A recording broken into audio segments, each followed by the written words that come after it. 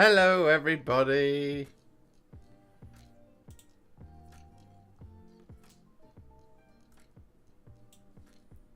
How are we all?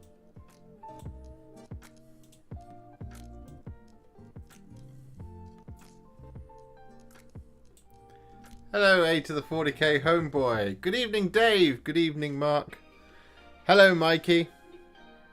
Hello, Alice. Hey, Matthias. Great timing. I just got in from the gym. Excellent. Excellent news. I am woefully underprepared.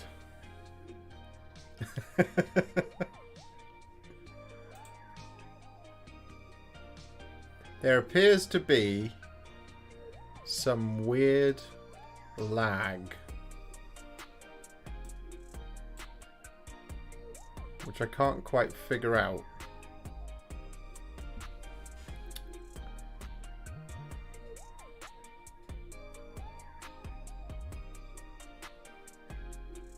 Hello?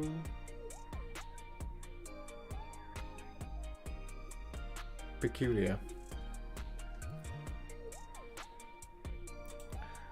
What's going on here? Sorry about this. You can hear me very softly. Hello, Kataro. Hello, Underdog Painting. It's a shame I have to drive back home. Oh, I'm sorry, Matthias.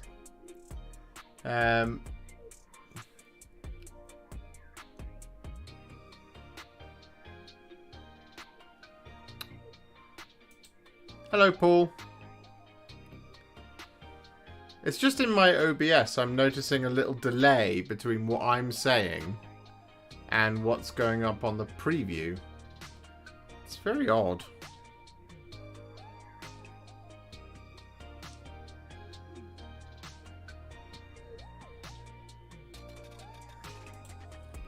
I don't think there's anything I can do about it right now.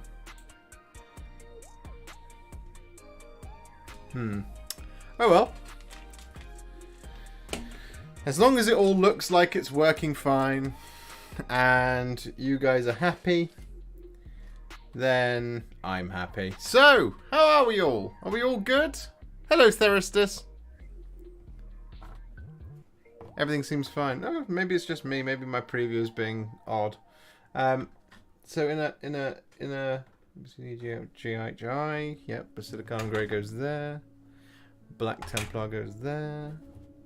I've just got to quickly tidy up before we can get on with the show. That's very kind of you, Kataro. I'm always happy to be here too. Blood Angels Red goes there. Cyberite Green goes in there. Moot Green LM goes there. Apothecary White. Just dropped a brush. Having to do your Spanish homework. Ah, boo.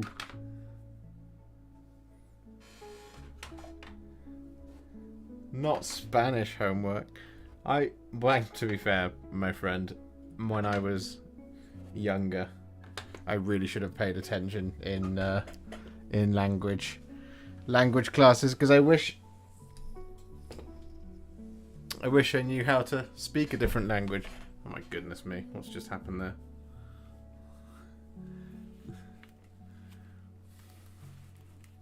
Well, I'm glad everyone's happy. That's the main thing.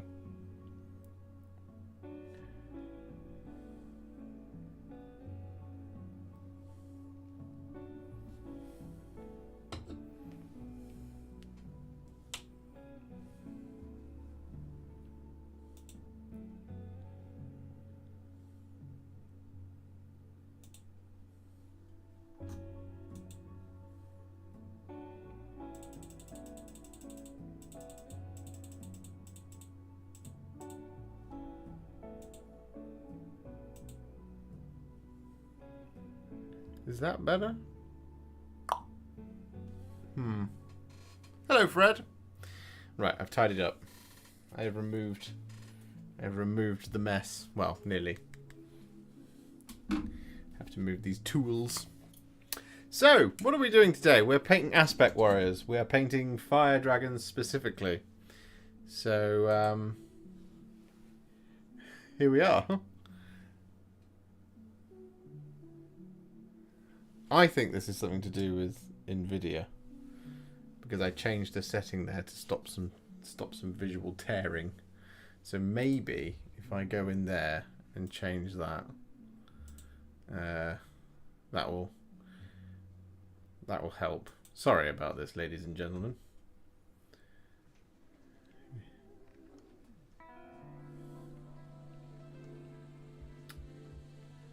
Vertical sync. Do that.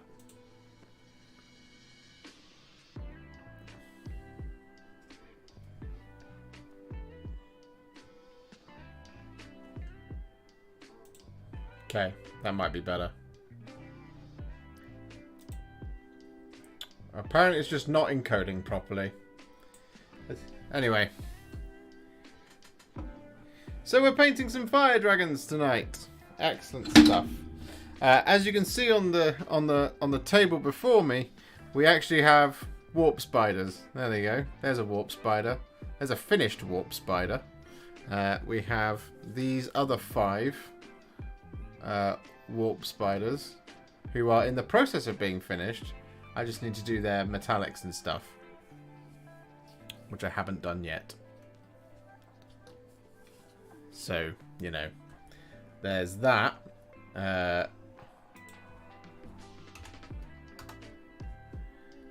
But today we're going to be painting a fire dragon. So I need to get this chap mounted up here.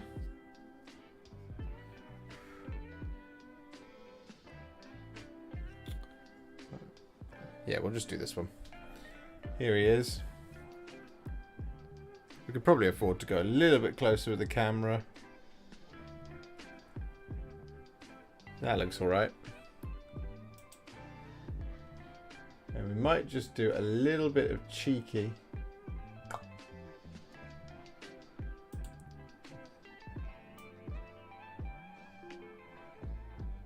There we go. Now we're in focus. Yes, there will be a warp spider vid, Mike's Wargaming. And yes, Matthias, there will be a warp spiders video.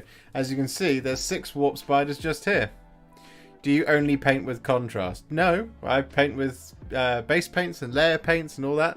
I just do contrast plus because I think it looks better. There is, you know, I use contrast paints for all of my base colors, apart from my metallics. You know, I just think it looks better. And it's easier and you get a much nicer result. And that's my opinion. Right, I need a picture of some warp spiders first. Not warp spiders, fire dragons. That's what we're doing. Fire dragons, right. So what colour are they, guys? They're orange. Duh.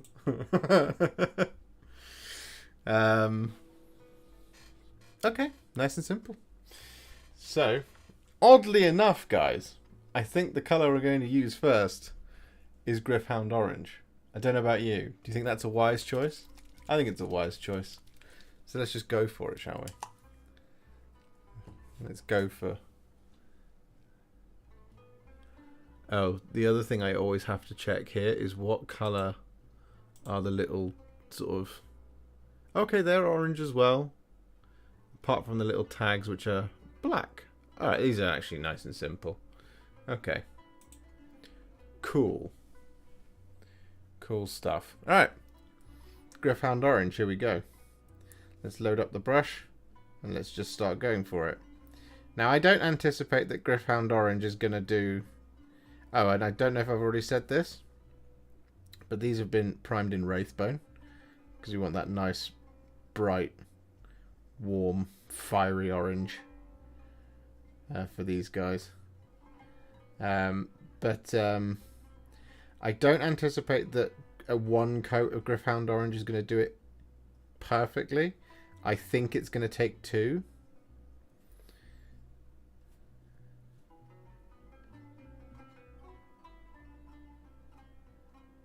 But we shall see. We have to wait and find out. We're learning at the same time together, guys. As I often like to do on these Wednesday streams. This is a fact-finding mission. Or a recipe-finding mission, if you will. If you like. So we're just going to get this all over. All of the orange armour. Which I believe just excludes the helmet. Having just looked at the picture, you'd think I'd remember, but quite a lot of my painting tutorial time is spent staring longingly at the pictures, going, I hope mine looks like that.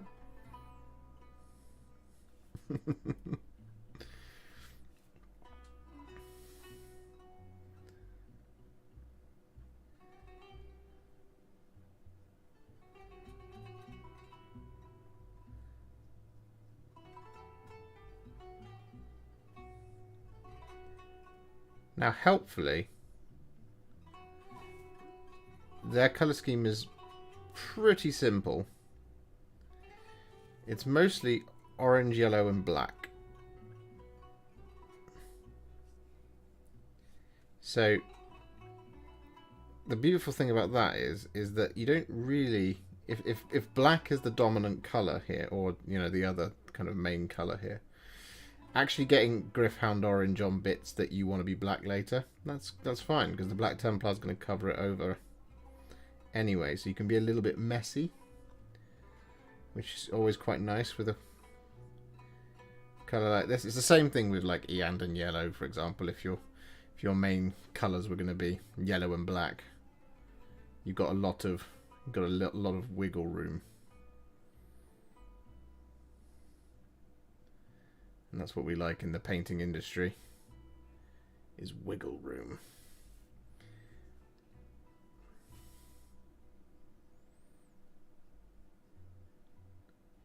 So I think looking at this already, I can tell that whilst it's nice, it is probably going to need a second coat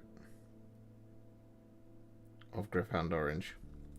But then, it should be perfect. Be spot on.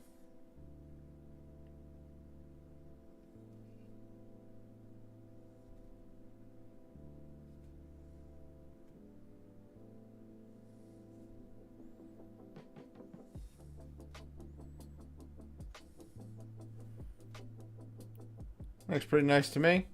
What about you guys?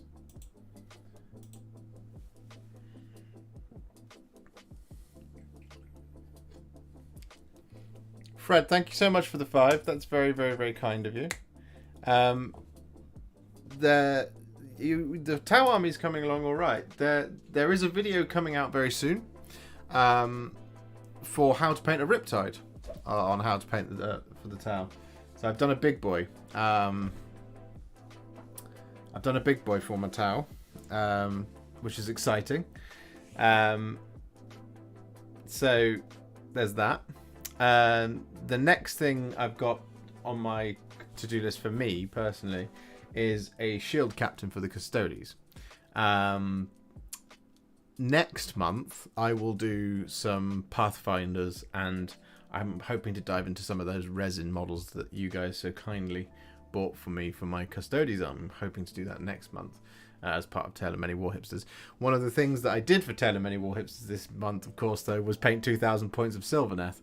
And then they went and announced a bunch of new Sylvaneth. So now I have to do another 2,000 points. Goodness me. Oh. Lovely bit of H20 there. Good evening, Philip. Theristus says, let me just make sure I've not missed any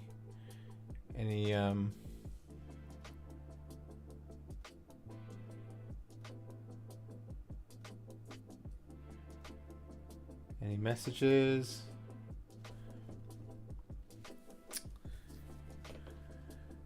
Hello, Nathaniel. Sorry if I missed you earlier. Hello, Chris. Sorry, I think I definitely missed you. Dr. Mirage is here. Hello there, hipster of wars.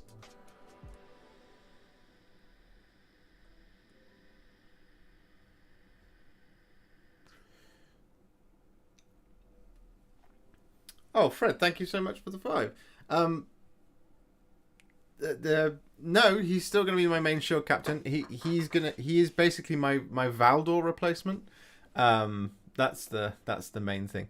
Tails deadline is next week, isn't it? Yeah, Tails deadline is next week. A to the 40k. Homeboy.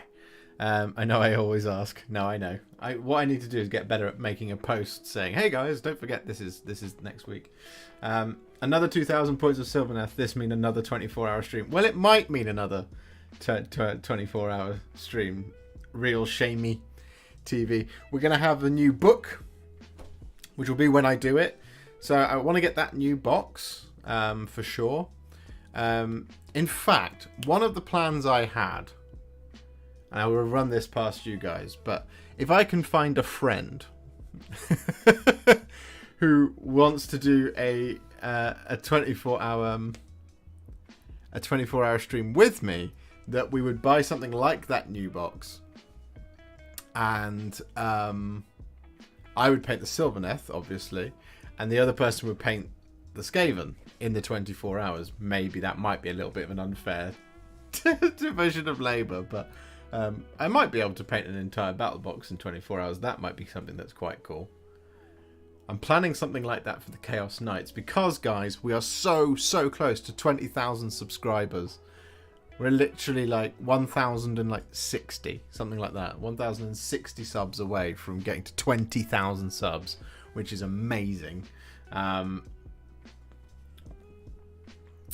this coming along? Why am I looking at it through the viewfinder? It's still drying. So this is going to take a little while to dry, I suspect. But I really like that orange. I think that looks quite nice. I mean, the thing to do would be to put the yellow on it next to see if it looks like it balances. We'll do that in a minute.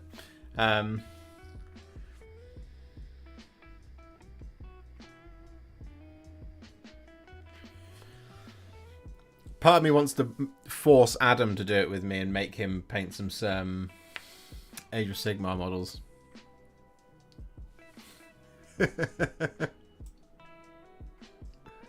Which might be cruel, but I don't care.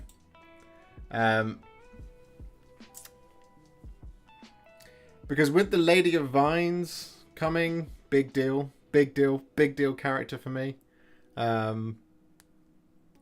For you Hallowed Knights fans out there, you'll know who the Lady of Vines is.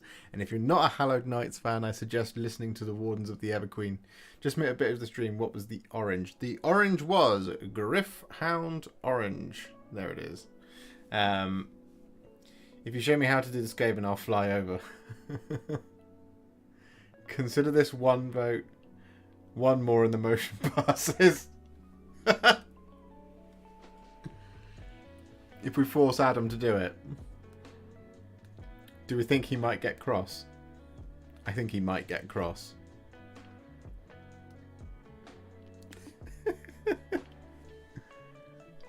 We'll force him somehow. We'll do something. I'm going to try putting the yellow on before I do another layer of orange, just to see if this balances out, because that's an important thing. So here we go. Let me just check. Where's my picture? It's yellow just on the helmet. Is it yellow anywhere else? Oh.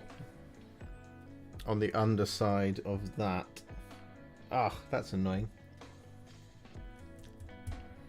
Okay, so what we might have to do...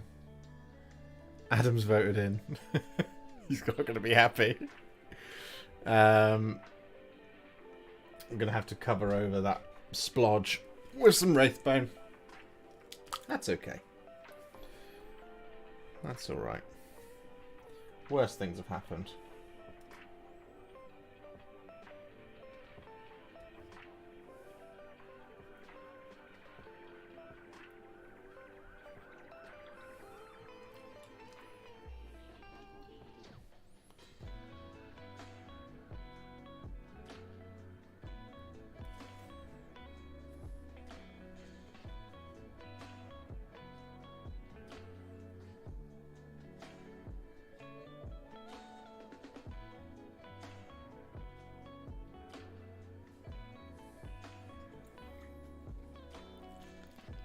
Yes, Dr. Mirage. It's sprayed with Wraithbone.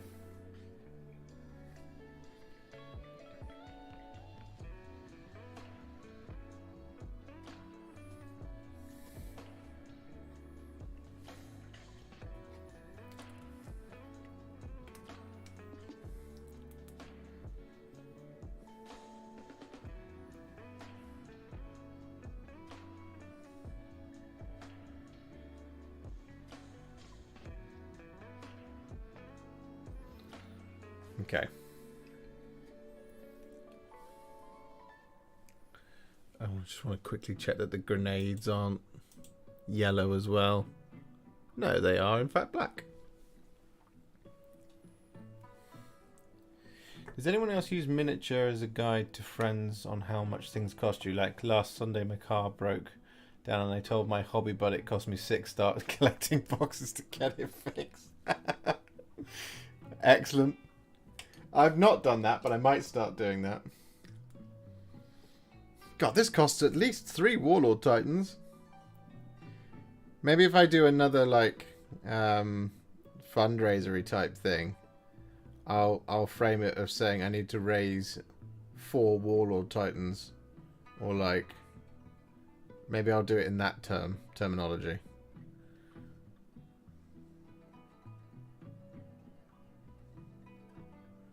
I'm just going to go all over. I think that colour balances quite nicely.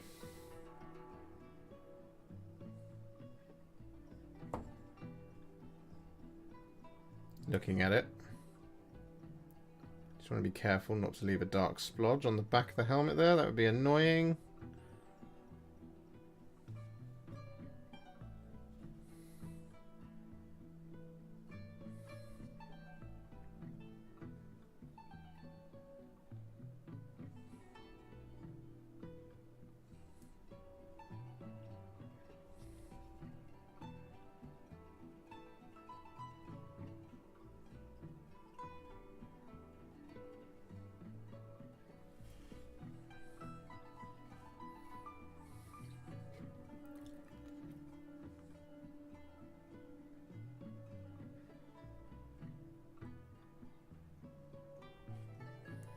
That looks quite nice.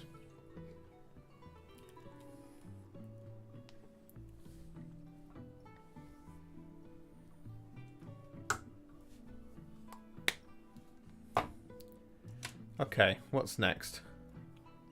Black details. Oh. I'm going to spend a lifetime waiting for things to dry on these guys, I suspect. Let's try adding... No, not Eandon Yellow. Griffon Orange.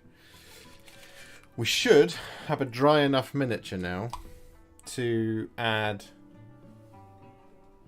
the next orange, the next layer of orange.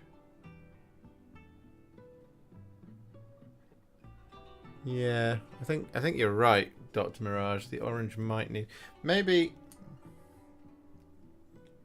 we do a thinned down orange. So like go for like 1,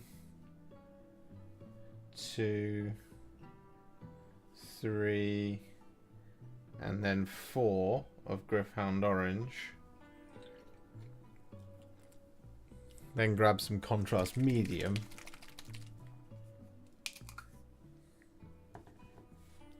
We'll go 1 big healthy dollop of contrast medium in there.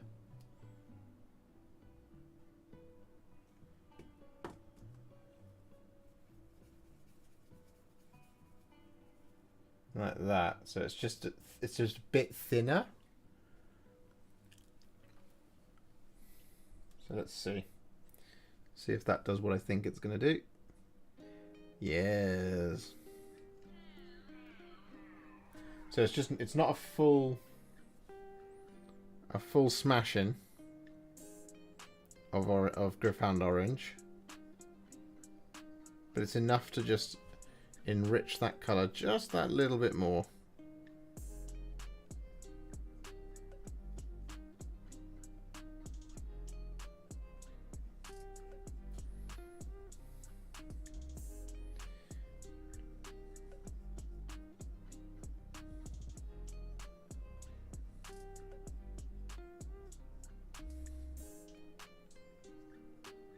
It means we can be also reasonably quick with it as well.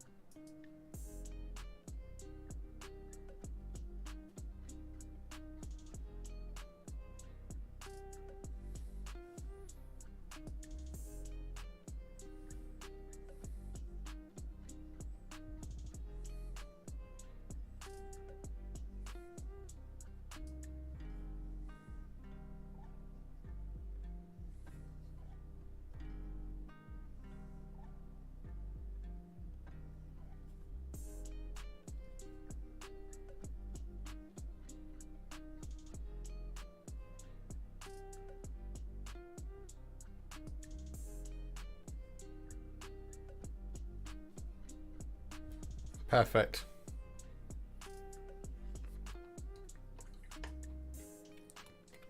Mwah. Chef's kiss.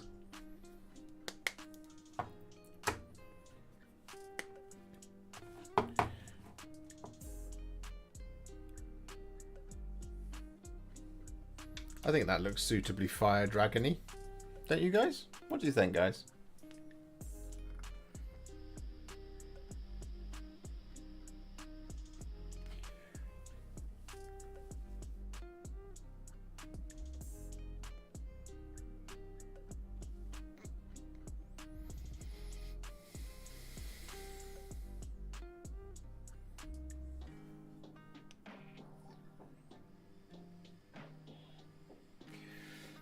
You'll never guess what, guys. I've missed a bit.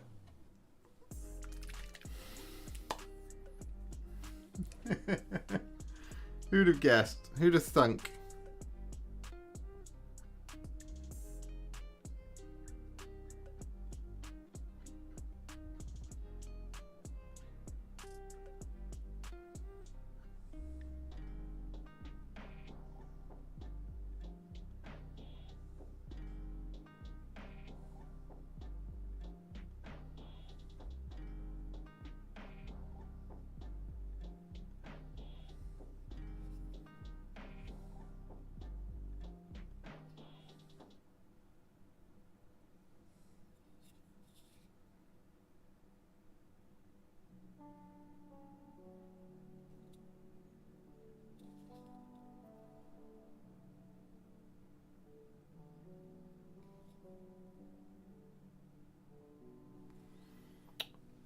Thank you very much, Chris.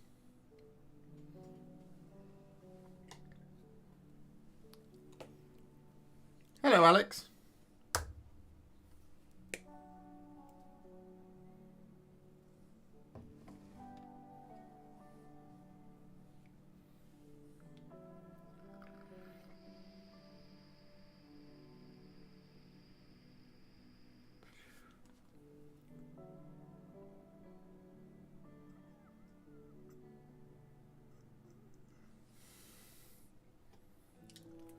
Got some sneaky little hairs hanging around.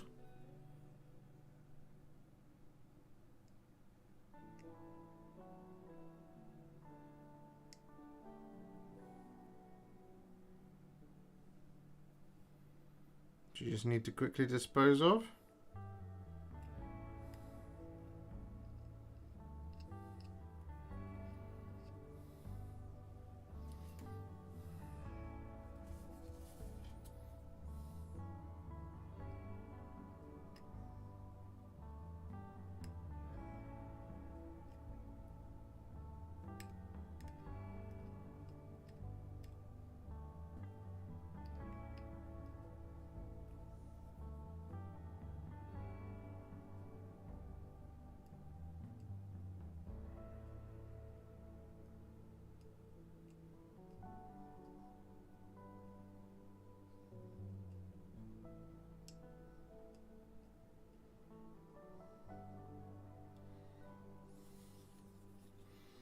Where is that attach?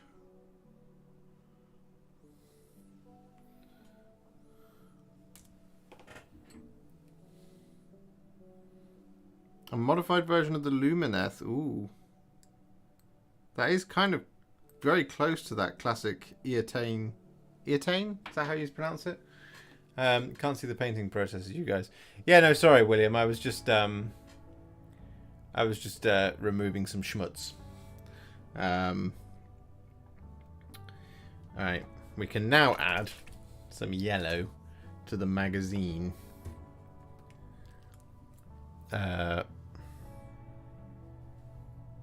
Just here.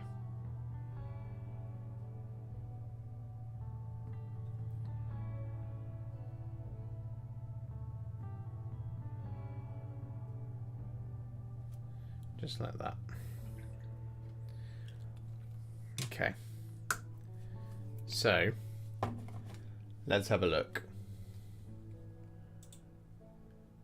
at the picture.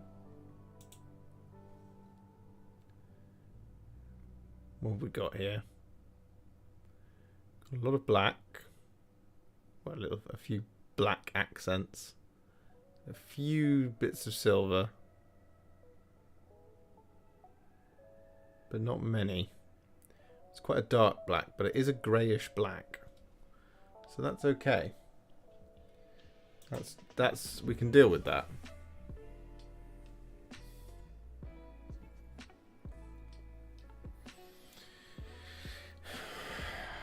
I should wait for it to dry.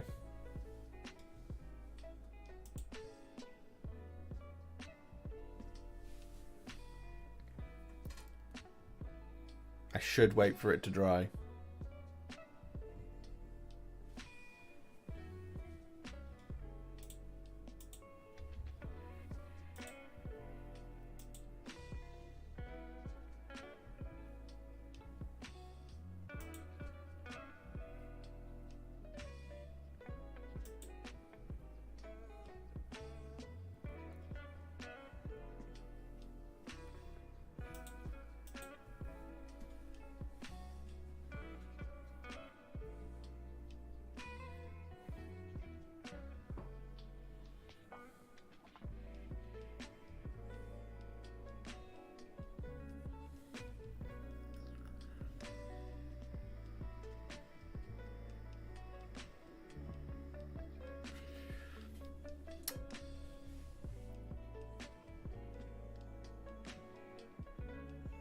Anybody else think GW don't plan production schedules around codex releases?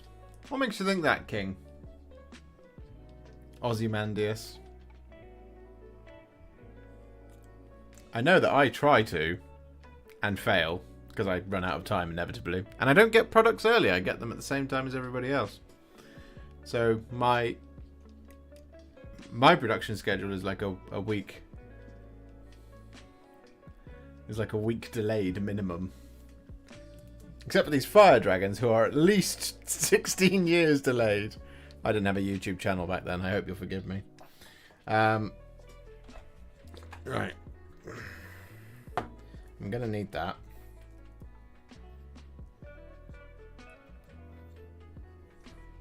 Oh, I know what I could do. So, this would be a slight departure from normal. But one of the things that the guy I'm painting these for always likes is having some Baletan references in there. So for any of the little cloths and stuff, he usually wants it to be Baletan green. So I'm just going to paint that orc flesh rather than the kind of darker incubi darkness, sort of turquoisey blue colour that they are on the box art. That's a slight departure.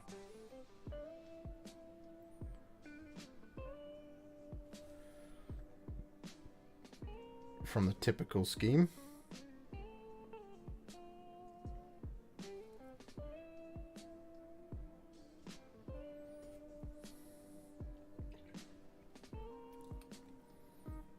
That's something we can do reasonably quickly.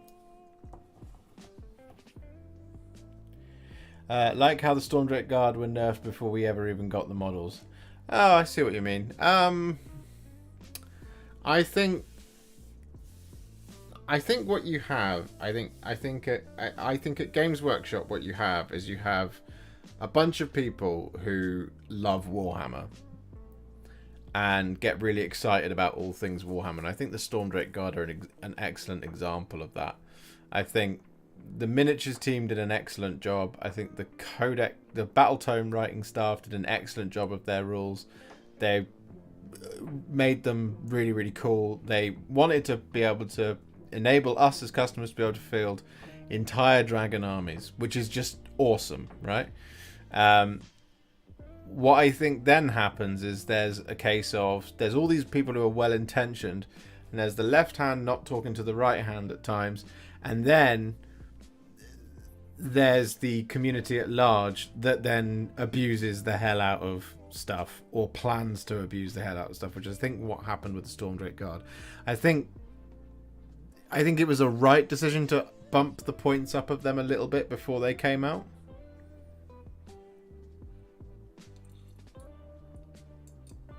Because 13 dragons would have been oppressive. It would have been really, really bad. And we would be moaning about them not doing it. You see what I mean? It's like damned if you do and damned if you don't. And Chris has made a great point there. I think the lessening the points before they came out was a wise decision, because that was them saying, don't buy what would it be, 2, 4, 6, 8, 10, 12. Don't buy 7 boxes of Stormdrake Guard, because you're not going to need them. Because you're not going to be able to field that unless you're playing 3,000 points. I think the other example I think a lot of people point to is the Custodes thing. I think there's a degree of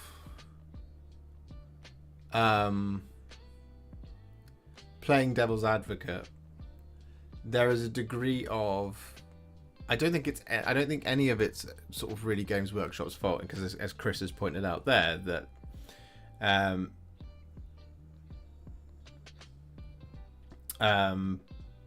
that there's print lead times and global shipping times, etc., and all that kind of stuff. I think with the Custodes points thing, on the surface, it's very easy to say, well, if you knew this, then X. But like, I don't see it as I don't blame Games Workshop in a way. I mean, the theory goes is that what happened with Custodes points was that nobody playtested the book properly, so they said these will get blown off the table, you need to make them cheaper. So Games Workshop did make them cheaper, but then the shipping of the book that had them in the codex was massively delayed.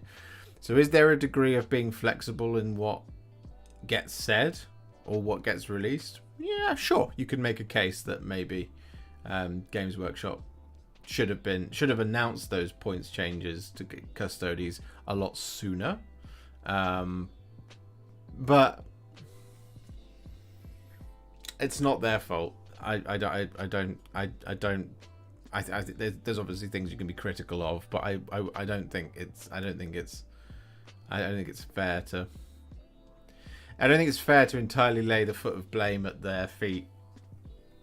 And yeah, Alex, to your point around 3 months between Codex release and the Stormdrake Guard release, I think in that 3 month, again, the question isn't whose fault is it. The question is, what's the process? And does the process need analysis in order to be able to avoid things like that? And I think Games Workshop is hopefully doing that all the time. So if they know that they don't firstly, they don't know. They don't know unless we as a community tell them. Because they make a cool thing, and then we as a community, or the FAQ comes about because a lot of the time people say it's because it's fixing mistakes, and yeah, sure, but a lot of those mistakes that you see in those FAQs and those balanced data slates and all this kind of thing, they're often just like a change of a comma or a question mark or a /, or you change a pronoun or a conjunctive. It's not a complete reworking of a rule often. Sometimes it is, but a lot of the time it's either clarification because there isn't a comma, or they're adding a comma here so that it makes the rule played as intended. And that's where you get into this debate of rules as intended or rules as written. Now, I think with the Stormdrake Guard, sure, there was a 3-month gap between when the model came out and when the book came out. I suspect the models were supposed to come out a lot sooner than they did, but couldn't due to the way the world was at the time. I don't know for certain. Now, in many ways, you could say, well, if you knew this was going to happen, you should have written it into the battle tome, and that's a valid viewpoint to have. But I would suggest that the fault isn't necessarily with Games Workshop. The fault is with Games Workshop's process through which it does this type of thing, you see? So, are the lead times appropriate on the are the lead times in the process, are they rigorous, and are they flexible enough to be able to account for potential issues? Because, so one of the things, I'm going to get really boring now, one of the things I've done quite a lot of in my time on this earth is I've done a lot of process analysis at businesses where we've had for example, a manufacturing process or a design process where what's the lead. It's basically a case of what is the lead time on certain things. And to give you an example, one process at a business that I used to work at of manufacturing was that they would manufacture the cases of the product first, and then the chipset would come later. And one of the issues that got ran into was that during the kind of Q&A process of figuring out what the chipset was going to go in the device, it meant that by the point of which the chipset had been made the decision, the case was no longer valid because the chipset was bigger, or it was misplaced, or they had a different port on it, or they didn't want to have this port on it, or they wanted to take this feature out. So what ended up happening was that you then wasted all that R&D time on those cases first and foremost. I'm talking like these little boxes, right, for the particular product I'm thinking of. That there was a lot of money and time spent on a design that never saw the light of day because the gubbins that they designed later didn't fit in the thing that they did first. So they went for style over substance first. What they should have done in that process is they should have designed the substance and then the style afterwards. And that was a process error. And the reason that happened is because the process detailed that the people who made decisions in the workflow had to be from an aesthetic point of view first. They had to approve the design going forward, but then the mechanical stuff got made. So when they tried to make stuff in the old boxes, in the old devices, those were shipped to a couple of testing things, and they were like, it doesn't work because you can't get this cable in because that cable isn't there. The port doesn't exist. It's not aligned properly because the chipset's wrong. And it was like how did we not see that happening? So the question I have is, I don't think Games Workshop is to blame. I just think their processes potentially need some analysis and consultation so that things like this don't happen. But at the same time, things like this, what did happen was a good thing. Like that's the thing. What did happen was a good thing, because if 13 dragons had been allowed to stand for 6 months, we would be sat here going, Age of Sigmar's rubbish, because all it is just 13 dragon armies all over the place. That's the thing. So yeah, it's annoying from this perspective, but then it's also a good thing. So what's the problem? Well, there is a problem there, but the solution was a good one. That's my view on it. And so I go, yeah, I mean, sure, the points in my battle tome are wrong. And Philip makes a great example there. It says, working in the print industry, these type of changes are commonplace. You can stare at something for so long you become blind to it. So, yeah, I mean, I think, personally, you take points out of battle tomes altogether. Just take them out. Take them out of battle tomes, take them out of codexes. If you're going to go to a thing where you're going to release a book, and this is, again, if you're going to release a book every 6 months that will potentially have points updates in it, they don't need to be in your battle tome. Make the battle tome more evergreen. You see?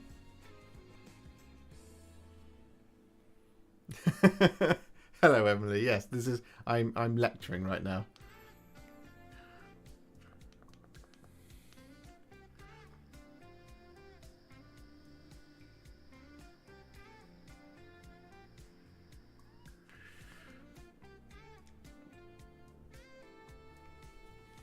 In my opinion, though, GW should be set up to be able to run statistical analysis and simulations that could help point out things like point efficiencies and how good spamming certain units is. Yeah, so, and I will get back to painting in just a moment. So what I would say to that, Alex, is I completely agree. What they have as a workaround stopgap to that is they have a playtesting team. And Rich has his views on playtesting, but I personally think playtesting isn't done correctly by giving somebody a rules pamphlet and saying, what do you think? Now, I don't know what the process for playtesting is 100% categorically. What I have heard and what I have been told from various sources is that, tell you what, let's go to this. What I've been told from various sources is that what happens is if you are playtesting, let's say matched play, you get given all the match play rules, and then they go, tell us what you think and give your feedback, and then you give your feedback. Now, playtesting as a thing, I've done a bit of playtesting in my time. On this earth. When I did playtesting for a game, I won't say which one, but what I did is I was given a document that told me what I had to test. Specifically what I had to test. Because they'd built this game, it was in alpha testing or whatever, and they said, right, what we want you to do is you're going to test the jumping mechanic on level 2 or whatever it was. And what we want you to do is we want you to walk into these rooms and we want you to jump. That's all we want you to do. That is what you are testing. You are testing that one single mechanic, and then you're going to give your feedback. If you get a fail rate, report it every single time. How many failures do you get? Do you get a failure doing the same thing each and every single time? So, does playtesting as a process need to be looked at? I would suggest yes. Because if Games Workshop doesn't want to do it internally, which I don't think it should have to, because it's a really good thing to run that as community playtesting, because it kind of becomes the game that you guys made. That process needs to be looked at, you see. And I think that what is happening is Games Workshop is a miniatures company that makes models first and foremost. That's its specialty. It makes the games secondarily. If you look at their charter, their statement or the mission statement is, we make the best miniatures in the world and we intend to do this forever, or something like that. I've probably said it all wrong, but it's specifically focused on miniatures. They don't make the best tabletop games. They don't say that. So miniatures are the best thing, but what they're doing is they're making a concerted effort to try and make the game better, because they realize how important that is to selling models. And that's where you get the playtesting environment. Now, if you're going to take a playtesting environment, you need to borrow more stuff from the place that invented playtesting or product testing or whatever. Because product testing, if you have a QA system for a plastic kit, there will be things like, does it go through the machining process, and does stuff get broken? Does it stress test? They will have specific things that they test on that thing. What they don't do is they don't print 5,000 copies of let's say fire dragons. They don't print 5,000 boxes of fire dragons, send them out to a bunch of people and go, what do you think? That's not a QA process. So what we're talking about is QA process, and that's what needs to be looked at.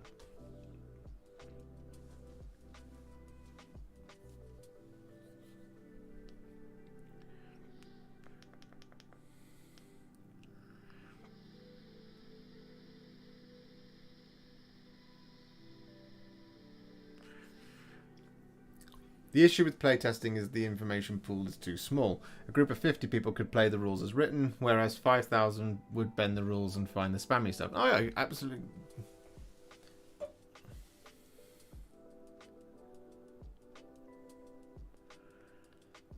Well, okay, yeah, so that's the point, isn't it, Alex? I'm glad. Yeah, that is the point. Is there a miniatures company that makes a game that we're trying to make we're expecting the same level of kind of like FAQ patching, and we're expecting all of that we expect that of something like Call of Duty. If Call of Duty had Call of Duty is a bad example because Warzone has had its problems. Let's go for something else. Let's go for... I'm trying to think of a game that's not terrible at the moment for this type of thing. Total War. Let's go for Total War, right? If Total War launches and there is a bug in the game that breaks the game, where, like, you summon a demon prince, or if you create a general at this province, he makes everything so much better than it would anything anywhere else, and he is invincible and cannot die, and you can win the game easily like that. If Total War shipped like that, you as consumers, and I as a consumer, as somebody who plays the game, would expect that to be patched, and we'd expect that to be patched within 24 hours. And that is something that they generally do get quite good. A good games company will recognize that there's a problem, and we'll go, right, yeah, we know there's a problem with this. We're going to work on it. Hopefully we'll let you know when the patch comes out. And then the patch is either done as a next day patch or it becomes like a week later patch. If we're going to expect that from our Game of Games Workshop, then Games Workshop has to say, okay, well, we're not going to do print media anymore. But they want to do print media, and I don't want them to stop doing print media. So how do you make that a better thing? Well, you have the app, and people have their problems with the app. I've never had a problem with the app. I quite enjoy using it. I think it's really nice. I think it looks good. We're not going to get into that because I don't want to upset anyone's feelings about the app, because it was always an argument when it comes up. I like the apps. I think they're pretty good. But if you're going to move into that, what I would say is, what are you buying that book for? Are you buying that book for the new rules? If that's the case, what are you buying those new rules for? I'm buying those new rules to play competitive match play. Right. Now we're in a completely different thing. Because a matched play game is not a tournament game. A tournament game is something completely different. We need to kill Godzilla and Kong, by the way. Yes, I know, Emily. I was watching it today. It was ridiculous. Full disclosure, I am a software engineer. So you know what I'm talking about there. All the rules for everything go digital, and access to them becomes the main reason to get a Warhammer Plus sub. Yeah. I think everything can be sold with code. I mean, everything sort of can be sold with code, and also some things can't. I think it's a really interesting... I think it's a philosophical debate. I don't think it's something to beat Games Workshop over the head with, the problems. Because I think what happens is the community goes, Games Workshop is fully responsible, and they're not. Because the community also has a responsibility to play the game the way they want to play it, and if they want to play it in a way that isn't currently supported properly, then they should do what they did before. This is one of my current issues with Warhammer 40,000, specifically Warhammer 40,000, is that in 7th edition Warhammer was not fit for purpose for playing competitive Warhammer, so the ITC was born. And they made the ITC pack, which was a different way of playing Warhammer that made it work. This new edition, the match play rules, adopts a lot of the ITC things, but with the way that codexes have gone, an ITC pack needs to be made. that is more comped to level the playing field, because the power levels are all over the place in this. But the community doesn't want to hear that when I say that. Because I say, like, 99% of the problems are caused by us as the individuals using the book. I don't have to abuse a broken rule.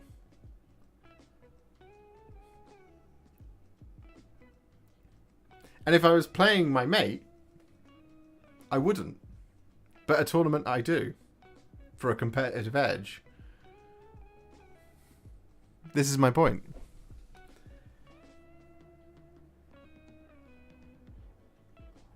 Have you seen the Spiffing Brit? He breaks games in the best ways. No, I've not. I'll check into that. There was a rule we had in gaming development. 10 people were playing the game 5 times isn't the same as 50 people playing the game. Each player is different and will find different bugs and loopholes. It's exactly right, Ben.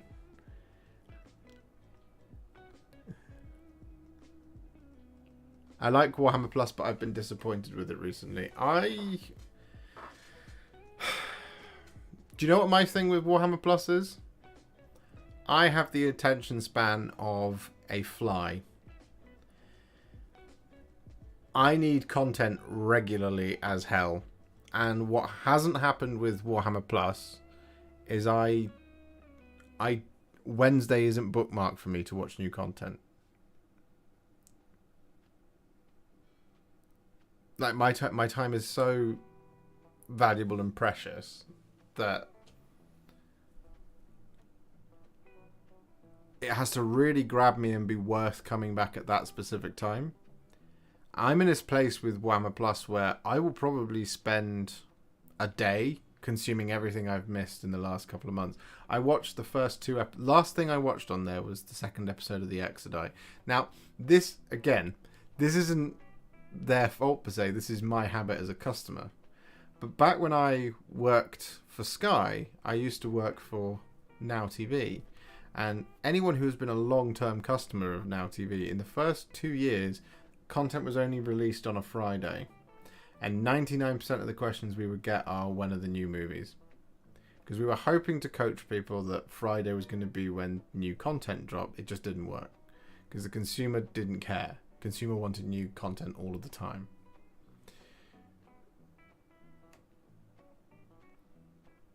The issue I have with Warhammer Plus is that I'm not constantly being beaten over the head with it. Which I would like to be, so that I remember to use it.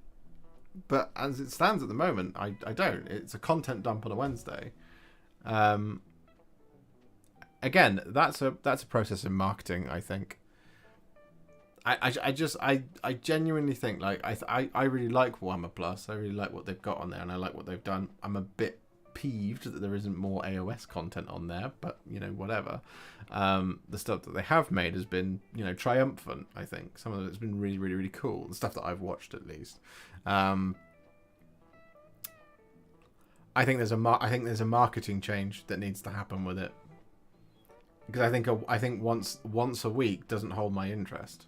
But I think if you had an animation on a Wednesday, and then there was the archive stuff was made available on a Thursday, and masterclass was on a Tuesday, and it would make sense. You know? There is a reason why I don't release 2 painting videos and 2 live streams on the same day. That's fundamentally what it is.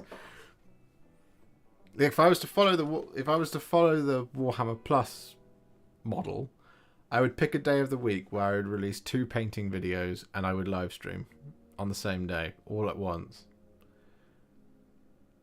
Do you know what I mean? Anyway, our fire dragon should be dry by now. So, should we go back to it? But let's keep this going. If you've got anything else that you want me to wax lyrical about, or if you want to argue, if you think I'm wrong, please do. Please do say stuff. I genuinely think, like, you know, one thing that I've been a little bit surprised about is how, you know, there was a lot of there was a lot of goodwill towards Games Workshop at the beginning of the pandemic, and it suddenly kind of evaporated out of nowhere. There was a real sea change. Like, there was a lot of, hey guys, this has happened, and people going, yep, completely agree. You know, and as it's already been alluded to, I mean, there's been a number of global factors over this last year that we are going to be feeling the effects of for many, many years to come.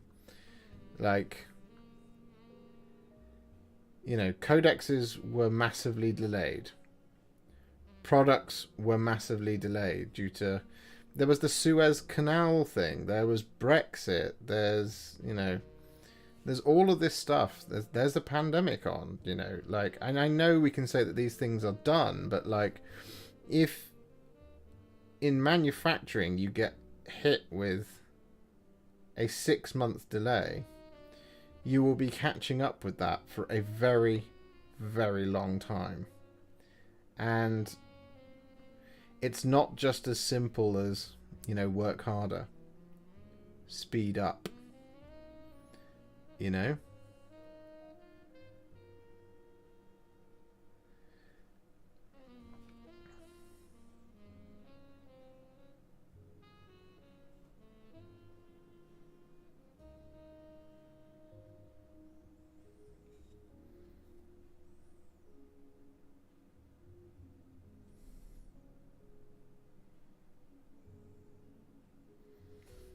I know I know I can sort of, it can sound like I'm, you know, what's the word they use? Shilling. I'm shilling for Games Workshop. But I genuinely think this business is quite naive at times. I don't think that's their fault. I think you get a lot of, you know, they don't have anyone else that they can compare and contrast with. There's no one else doing what they're doing. They're a market leader in that respect. I mean, there are people doing the same thing, but like, you know,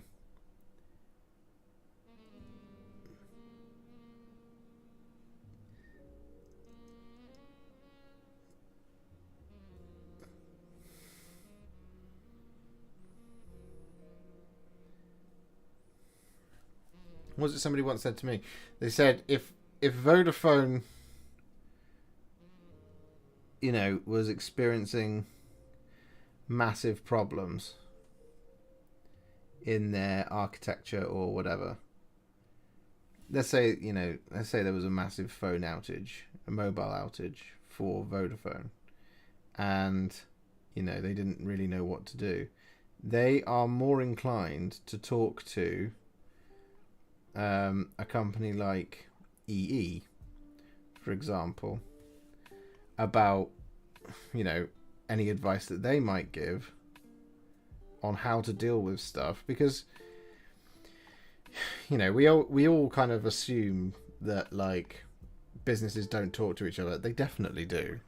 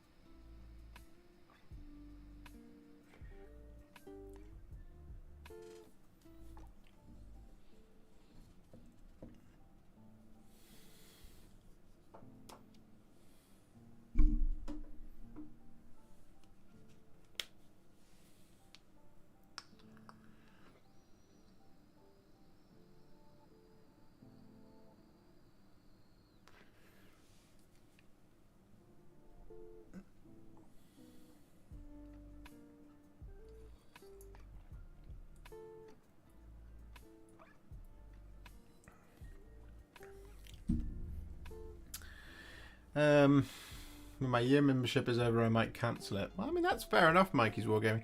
If there's not anything that's keeping you around, then you shouldn't feel like you have to pay for a product. I mean, you don't have to pay for a product. I mean, if you're not using the apps and you're not viewing the content, you don't need to pay for Warhammer Plus. Like, you know, that's the thing. King Ozymandias. I'm a shareholder in despair at the business model. If I want fire dragons, then eBay, etc. are the only option. This is recycled sales and lost business. I can see that. I mean, they're out of stock at the moment, aren't they? I don't quite know how the commission customer managed to get hold of these ones, because, I mean, he did somehow, but... that was Basilicanum Grey, by the way, for anybody who doesn't know, because that's going to go on all the black details. The hard print books, I say, have no purpose in our digital world. We know rules are going to change. It is impossible to change already printed books. That's why I argue for digital rules. Yeah. I mean, I love a codex. I love a battle tome. I personally don't want to read... I don't want to read and examine artwork closely on my phone. I don't want to do that part. And when it comes to buying battle tomes and codexes, the first thing I do is I read the book from cover to cover. The rules for me are pretty much are quite often secondary, because they come in the back of the book. So is there an argument to be made that all of the rules should be made digital? Yeah, there is. Is there an argument to stop printing the books? Yeah, there is. I think there's a different tack to take. I think that the book should be, you know, like those like those super high quality artwork. But I mean, like, I would advocate for moving a hard print book to being more like the black books and the red books from Horus Heresy, as how they used to be. So, like, you get a really premium book that doesn't necessarily contain any rules. It just contains a ton of background and narrative and various and artwork and how to paint guides and this, that, and the other. And you could update those once an edition. And then the rules could be delivered digitally.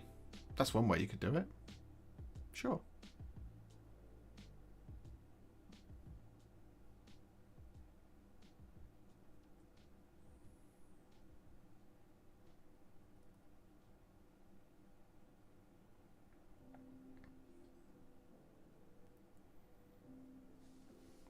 If they get rid of hard print books, then they get rid of these release cycles that probably sell a bunch of models for them. Yeah, I mean,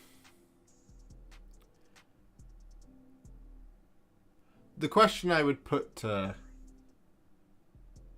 everyone is, when you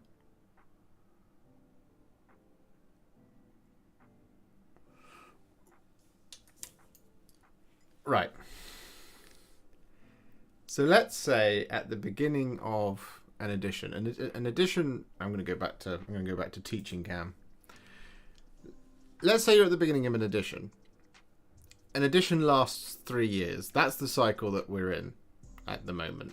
That is how it has been since AOS 1. Near as damn it. Maybe AOS 2.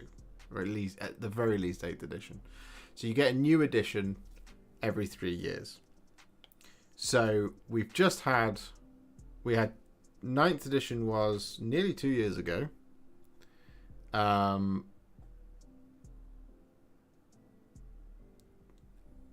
One could argue that 10th edition is next summer. Not this summer. This summer will be something else. We had AOS last year. We had 9th edition the year before that. So this year will be something. Don't know what that could be. The last gap year between sort of major game editions was Contrast Paint. That's when my life was born. But maybe we'll get more contrast paint. I don't know. That would be awesome this summer. If there was another contrast summer, that would be fantastic. Anyway, 10th edition of Warhammer 40,000, you can pretty much confidently say that it's coming next year. So, what I would put to you guys is,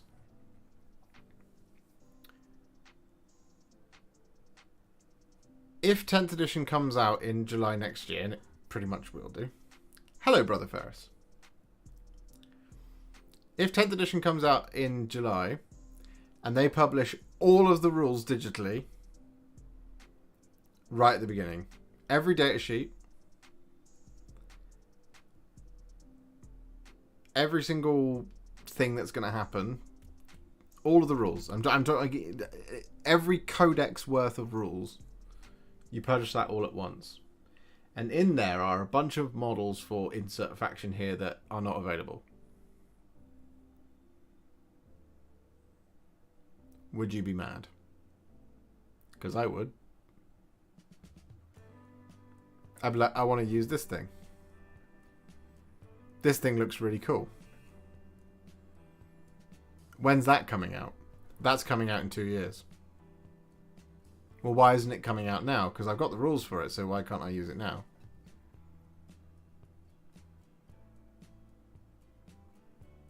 So then the follow-up to that is, so when 10th edition comes out, they should release all of the rules and all of the models day one.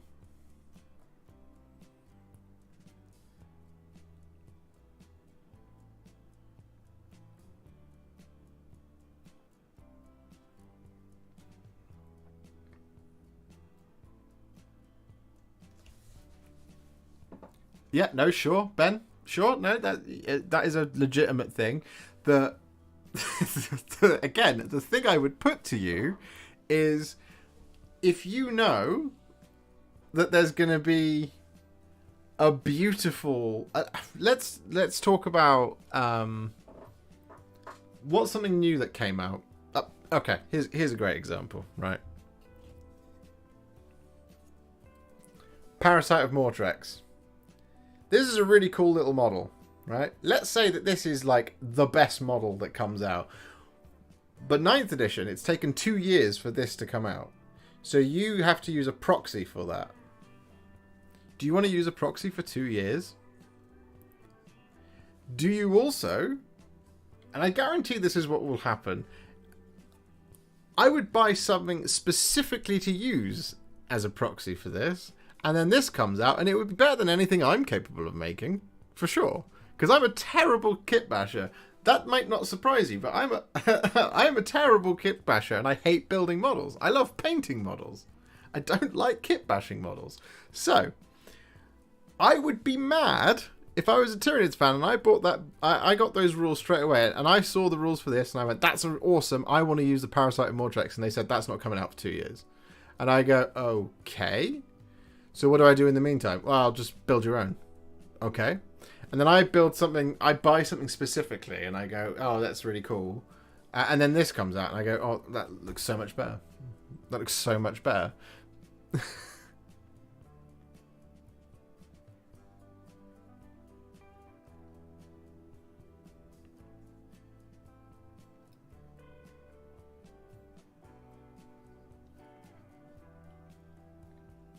I'm having a great time, Brother Ferris. We're having lots of very philosophical debates about Games Workshop in general. You say you'd be mad, but if that was how it was, they always done, you'd accept it as how things were done. I mean, it sounds obvious, but it wouldn't be the worst thing ever. No, I mean, it wouldn't be the worst thing ever. It would be annoying, though.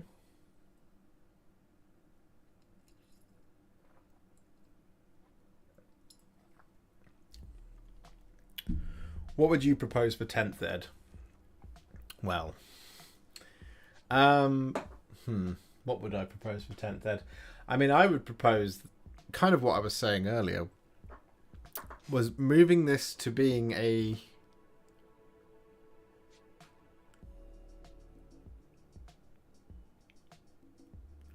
Thomas Ball. Sorry, I'm just going to read this one from Thomas Ball. The models I've built myself and then had released a while later, I've always loved because I've put the time and effort into making them. Got that soft spot in my heart, no matter how bad compared. And that's awesome.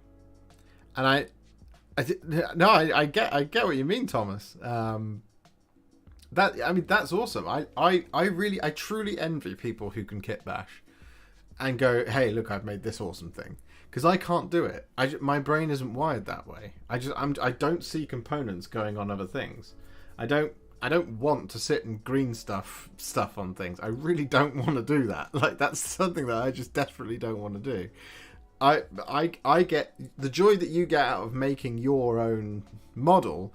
I get out of my paint job. Do you see what I mean? Like I really want. I get so much joy out of making something look like the box art. That's why I kind of thought that Parasite and Mortrex is a great example here, because I love this model. I think I'm really proud of this because I think it looks exactly like it does on the box. So I get loads of joy out of that. I wouldn't get lots of joy out of building something.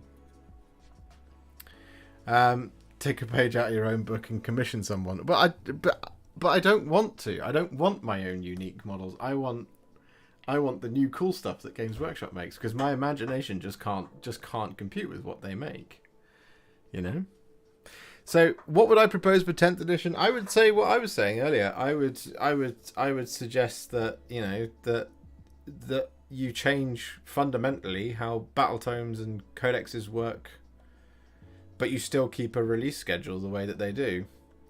I think I said it just then. I don't know if I said it out loud. It might have been in my head, but I would go for something like a live service. That's where the games industry is heading. We're not going to release games anymore, as it were. We're going to release one game, and that's a live service that runs for a life cycle for a long time. And in order to do that, you have to have a digital rules set.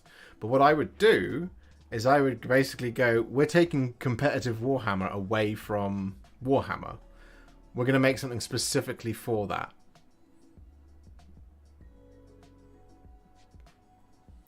Hello, Daz.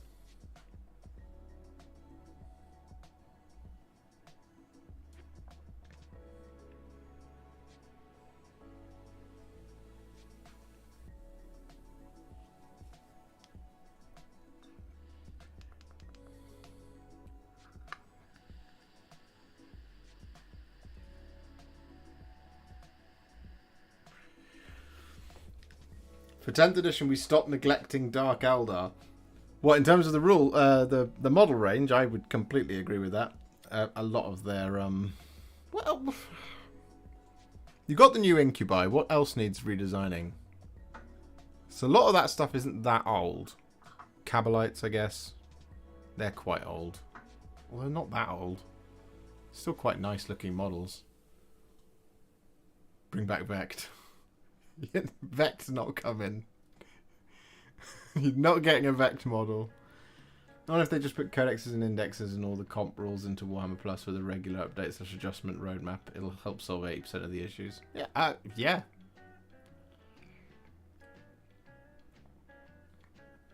"2010 Cabalites came out, I think." Well, that's not that old. One of those.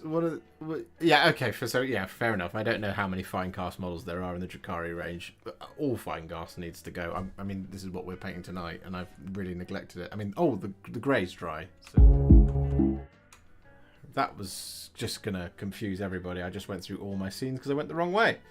Right, let's do this.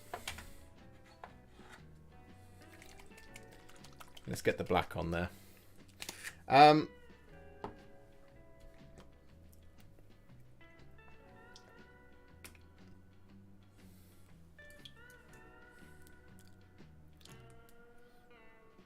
The question you have to answer is, who does a live service benefit? Like, who does it benefit the most? Because it doesn't benefit everybody. Because there are a bunch of people out there who enjoy Warhammer by simply their entire investment in kind of let's go with Warhammer 40,000. There are people out there who are massive fans of Space Marines, And what they will do is they'll go and buy the codex, and that's it. They won't keep track of FAQs. They won't sit and, watch videos on how to build the most meta armies. They won't do that. They don't do that. What they do is they just buy the codex because they want to play with the new kind of rules. They want to read about what the Space Marines are up to, because all they do is they play Warhammer with their mates in their garage, and all they write their own little campaigns and inter-friendship group tournaments and this, that, and the other. They do that. That's how they play. There are tons of people who do that, and people think I'm a liar when I say that, but that is true. I'm not lying when I say that. That's how I wish I could consume Warhammer all of the time. Is just me and a couple of mates who live nearby, and what we do is we get together to play games once a fortnight, and that's what they do. That is how much they. That is a Warhammer friendship group that has developed over many years. That's how they roll, and they don't care about. Like I said, they don't care about points. They don't care about FAQs because it's all based on their friendship. It's something that they use to facilitate their friendship. It's an activity they do as a gang. Do you see? Moving to a live service of Warhammer, if you got rid of books, for those people it would be awful. Because they would then be suddenly engaged with a bunch of stuff that they don't want to be engaged with. And you know what those people do? They don't use the new rules. They use their old books. They play an old edition.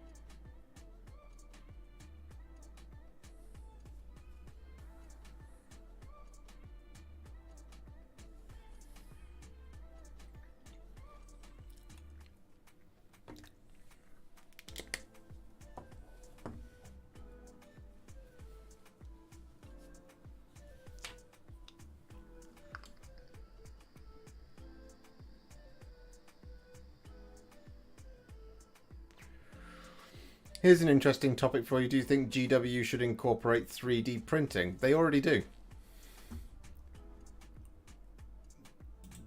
They use 3D printing for a lot of stuff. Not for any kind of commercially available product, but they use 3D printing for a lot of kind of proof of concept and making of models and stuff. I don't think they should sell 3D print files, because a 3D print is never going to be of the same, well, not never, it's going to take a while before it is as good, and anyone who says it's better yet is not, it's just not true. But like a 3D print of a Space Marine, it just ain't as good as a plastic kit. There's no debate on that, I think. What colour do they paint this? Rusted metal. That can't be right. Lead Belcher, Reichland Flesh Shade. That's not right.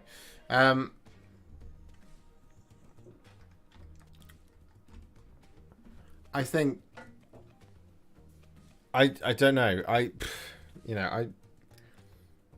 Fair play to anyone who does get into 3D printing and likes 3D printing. Everything that I to be fair, stuff like the Dwarven Days that I did, that's a 3D printed thing. That's really cool. It's terrain though. Beautiful warp spider just off to the side. Yeah, no, sure, Chewy. But this is a fine cast model. I didn't say resin. I didn't say fine cast. The fine cast stuff is rubbish. I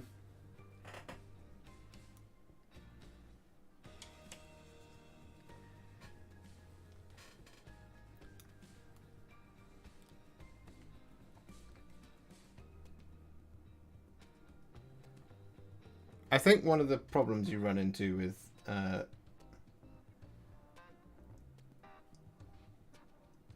3D printing as a thing is that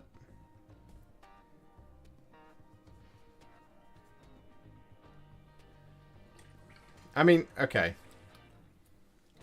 How many shoulder pads do you get in a... You get 12, right? You get 12... I'm thinking about... let's go with the Imperial Fists one. You get 12 shoulder pads, and it's £12.50, I want to say. Let's just look it up. Let's not guess. Come on now. Let's be empirical. Imperial Fist upgrade sprue. As an example. Right, so the Imperial Fist Primaris upgrades and transfers thing is it going to be £13.50? Is it going to prove me wrong?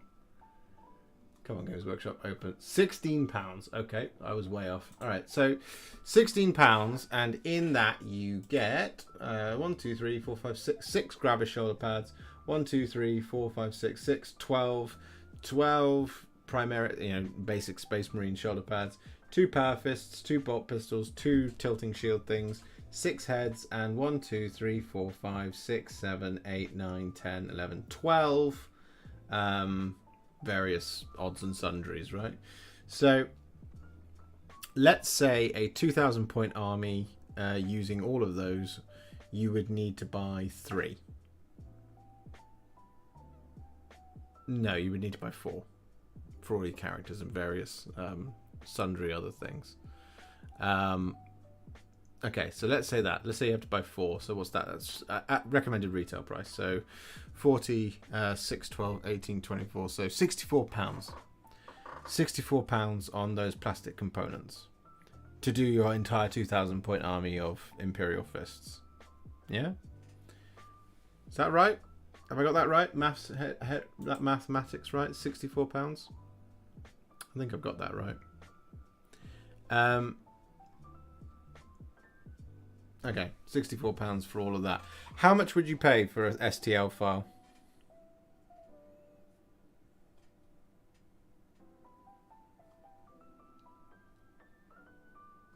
Of the Imperial Fists sprue.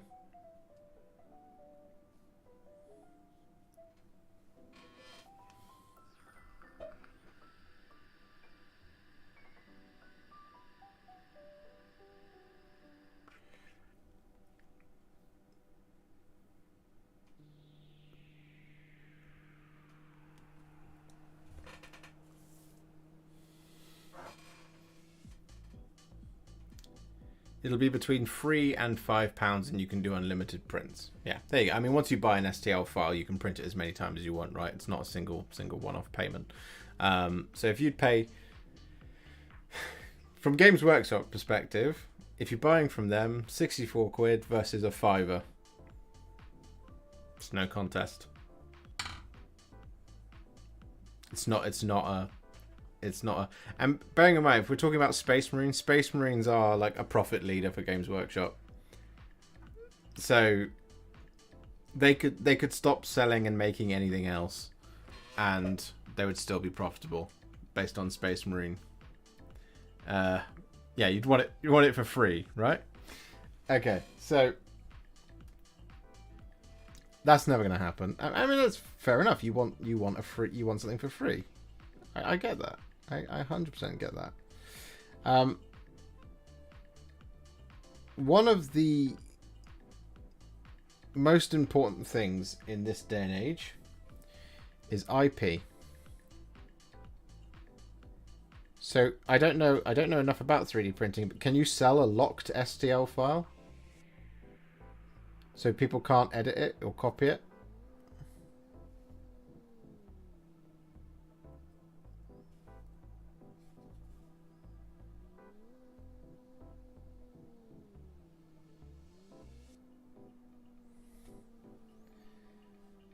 I guess the question I would ask is, do you think people should be allowed to make money off of somebody else's intellectual property?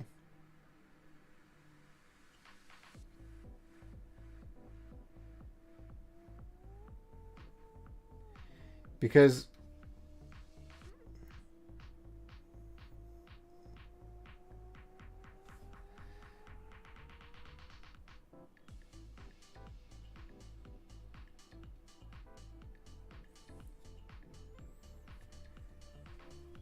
okay, well, here's my question. How much would you use a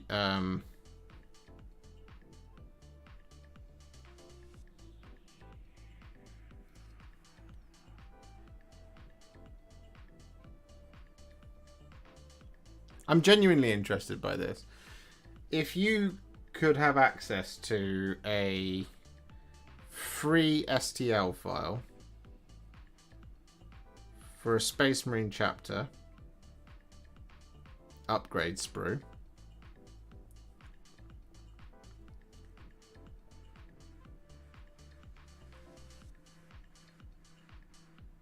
what are you going to do with it?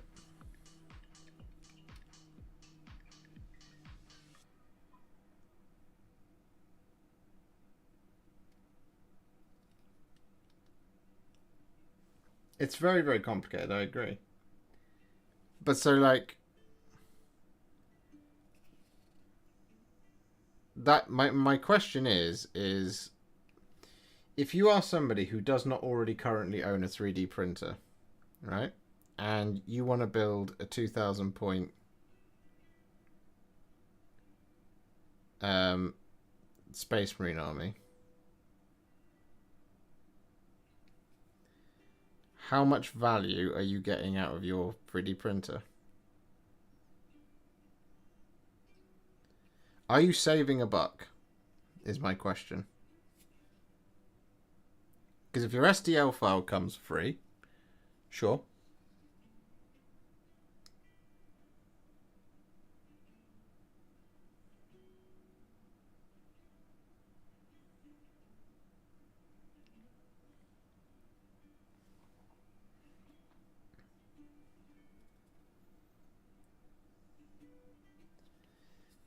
I'm genuinely interested. I'm genuinely interested. What's the cost saving measure here?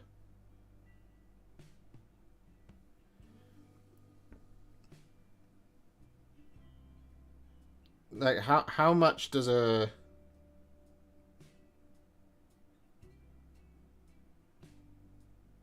if anybody knows,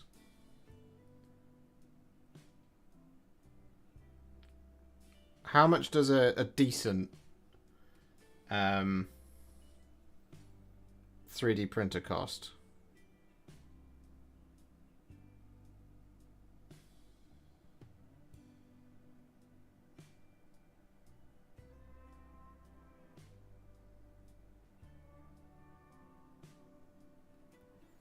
If anybody knows.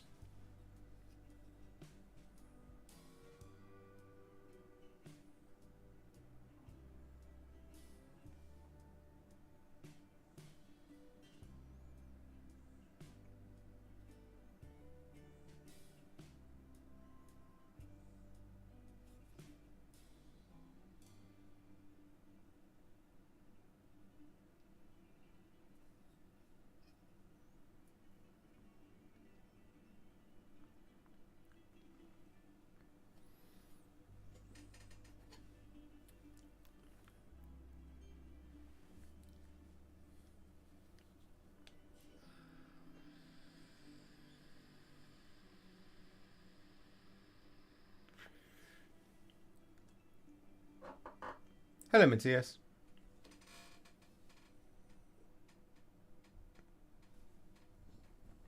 Ben, would I be able to join the stream? Might be easier for this conversation. Maybe you could tell me your thoughts later. My stream is being so weird tonight. The encoding's being odd. I think if I tried to add you, it might break everything. I need to do a debugging. I think something's gone a bit funny. Or we could schedule in you could come on the Sunday show maybe. That might be interesting. We could get into it if you like, Ben. Thanks, Matthias. Welcome back, by the way. Good night, Mikey. 3 to 4 start collecting boxes. Yeah, okay. So that I think would be my thing is it worth the cost?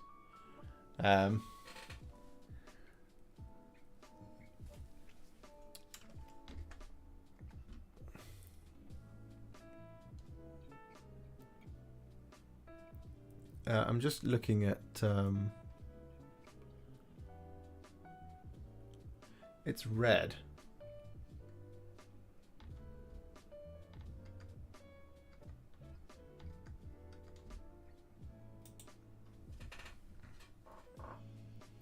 Okay.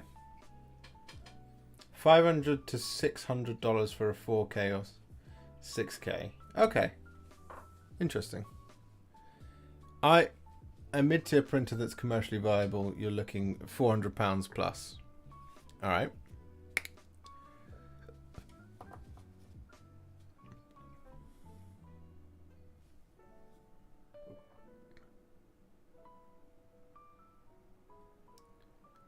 So apparently these have red eye lenses. So we're going to do that by having some Mephiston red.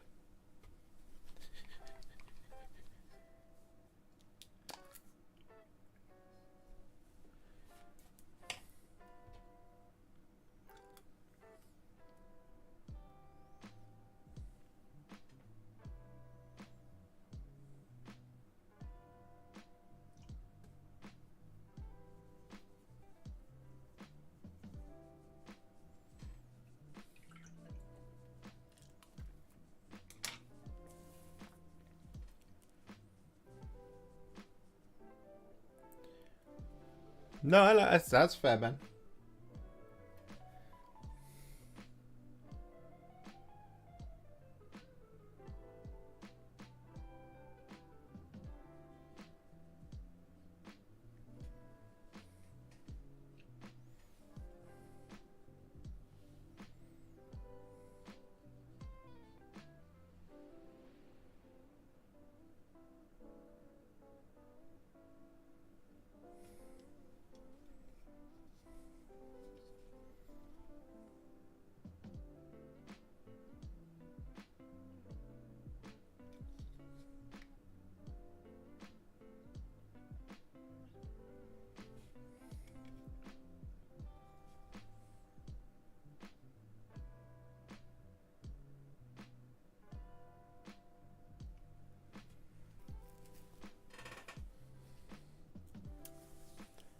Hello, Javi Vanjava?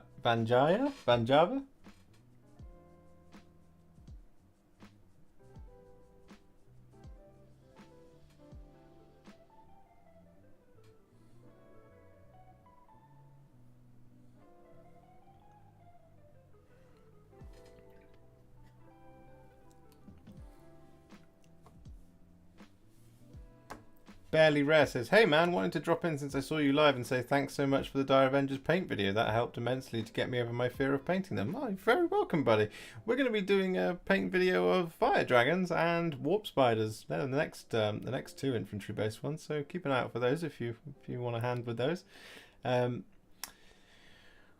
We talk about 3D printing being the future, but till it is plug and play, the viability as an option is moot to the majority of people. I would agree. Like an airbrush, there's a host of other stuff you need to buy. Which orange is the one of the body? Matthias, it is Griffon Orange, followed by a 4-to-1 mix of Griffon Orange and Contrast Medium. All over, just to give it that little bit of extra punch on the orange, which I think has really worked. I mean, this guy is nearly finished, if I'm being really honest. It's just metallics, highlights, and gems, which I know doesn't sound like he's nearly finished, but he is nearly finished. Where are we? We are here. That's the picture I'm following. All right, these go for red, blue, red, blue. Okay. All right. So we need Talasar blue. Yes. Shoo! Oh, excuse me. And Blood Angels red. Okay. So this is going to be a bit of a pain. So we go red.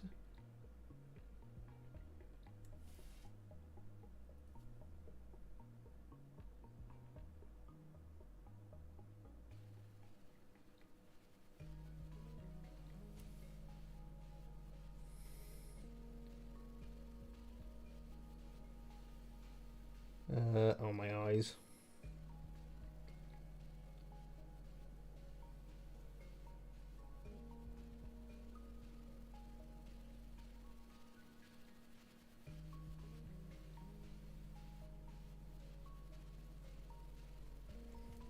Like that.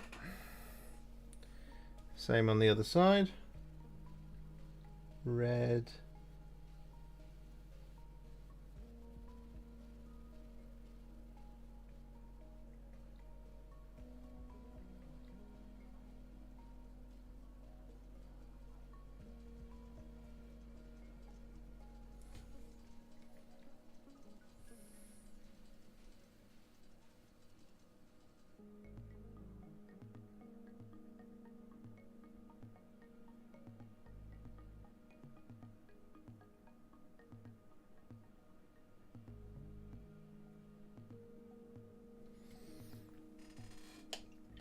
Marvellous.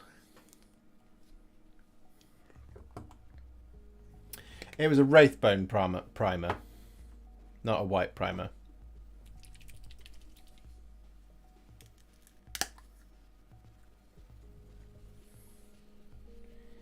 We've then got Talasar blue. Is that the colour of the Spirit Stones? Yes, it is.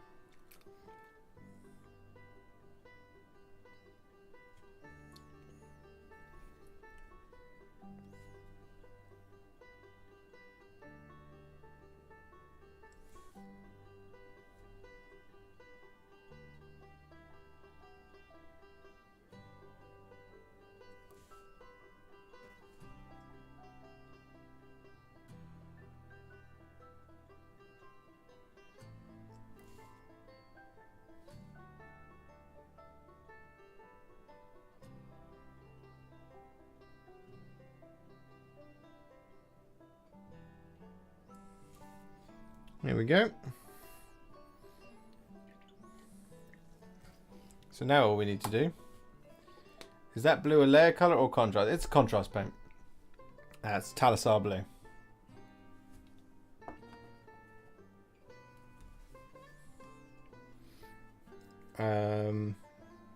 I need a thinning, not thinning, shading paint. Where have you gone? There you are, Fire Slayer Flesh. Can't hide from me forever. So we're just going to whack this over the top. It's a bit too much paint.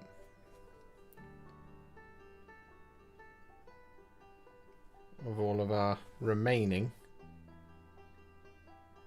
Rune Lord Brassy areas.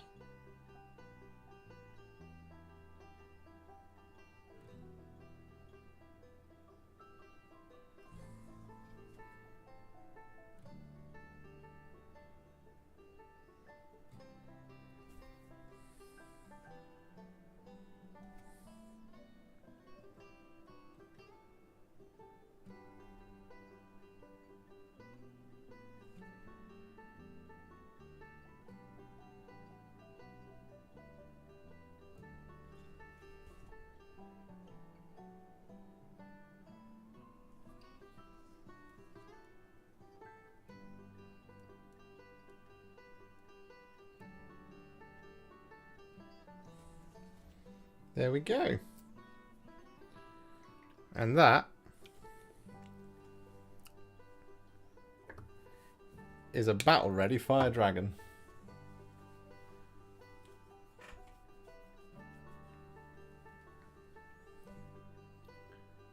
So that needs highlights.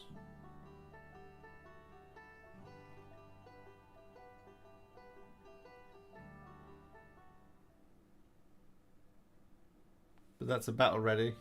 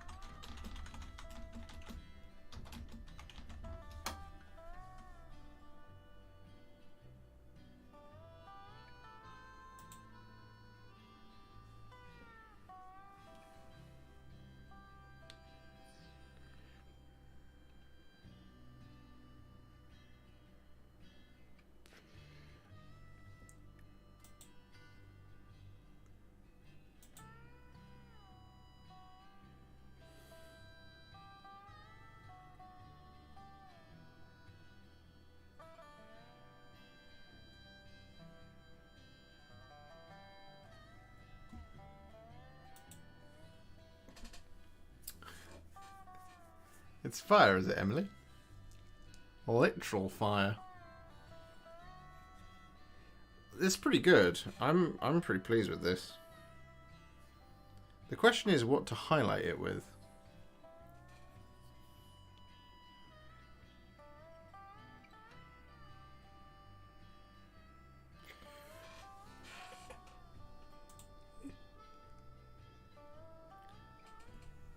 I think it's going to have to be something like Lugganath Orange.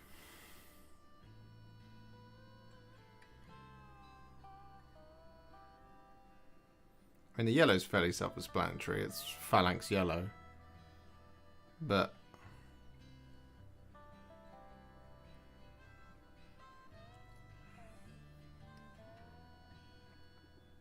I'm not 100% sure. There we go. We have a battle ready fire dragon.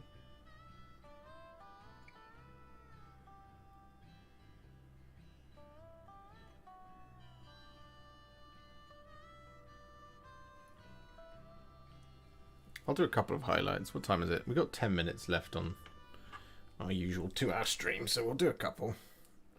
We'll start with some phalanx yellow.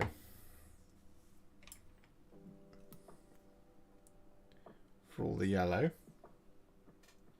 Where's the clean? Yeah.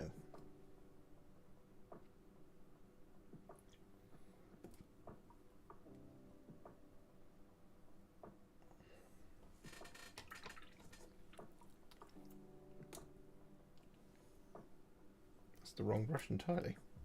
That's the brush I want. Alright, here we go.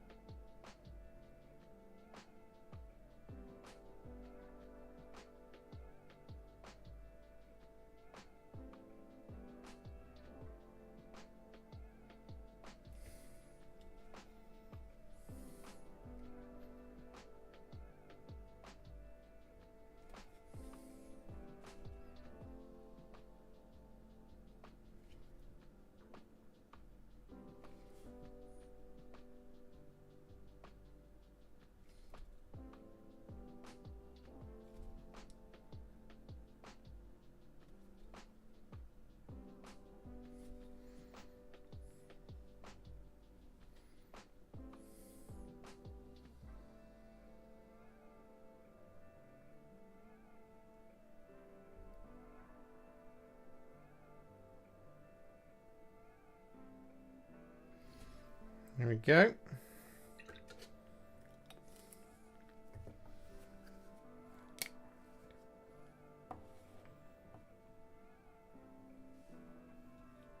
Luminous highlighter pen. Oh, no, I missed a little.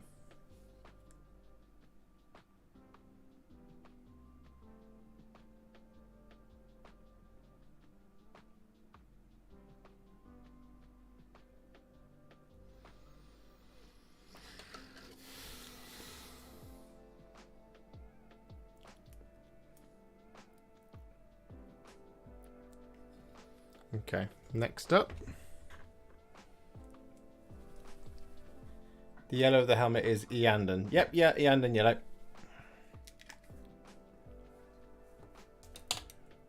So next up, Dawnstone.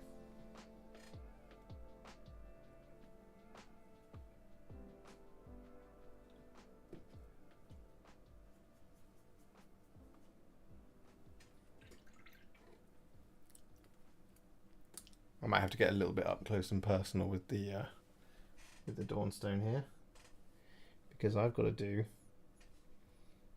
the eyes.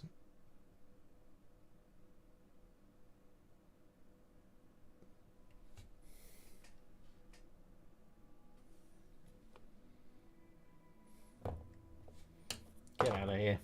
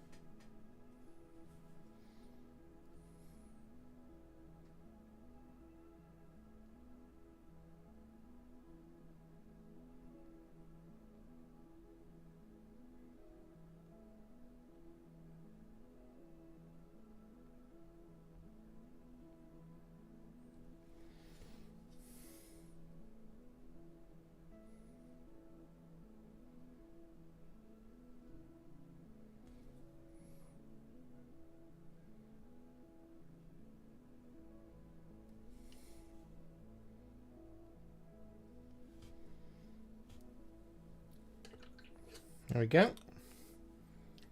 That's the Dawnstone done. Alright, Orange. What are you going to be?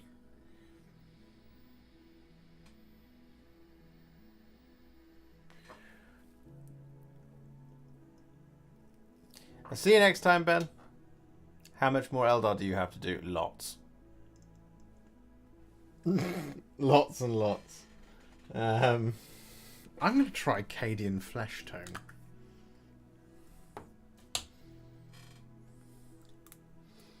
For these highlights. On the orange. And I think this is going to work.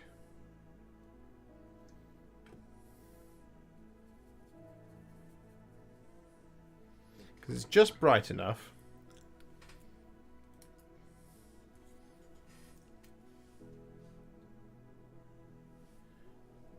That it will be a stark enough contrast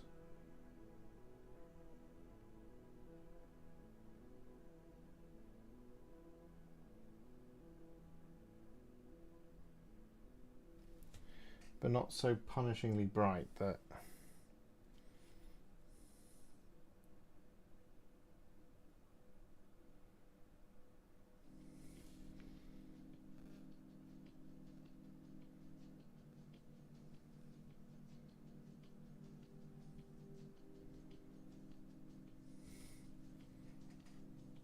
you lose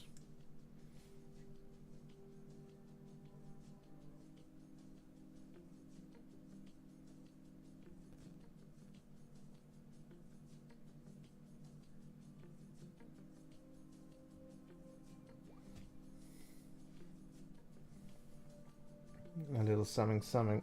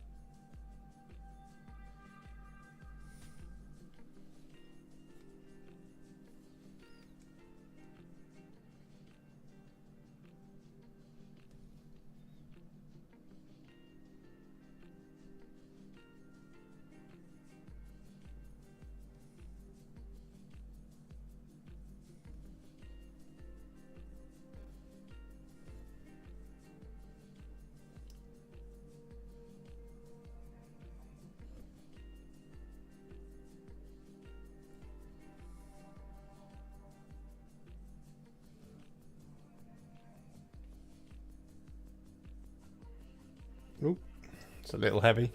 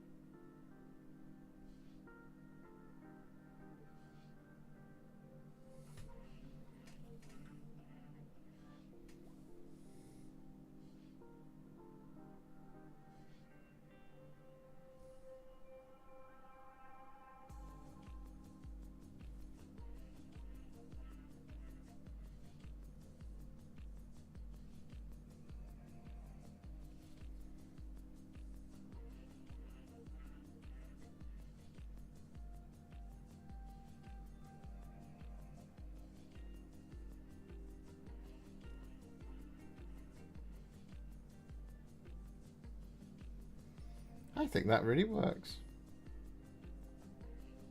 What about you guys?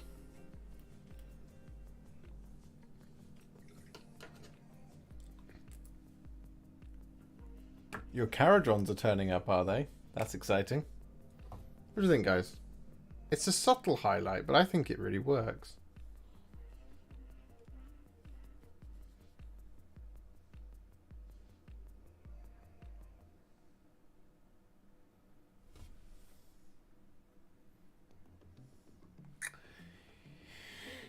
Yeah, Cadian flesh tone for the orange. for this highlight. I will message you, Ben.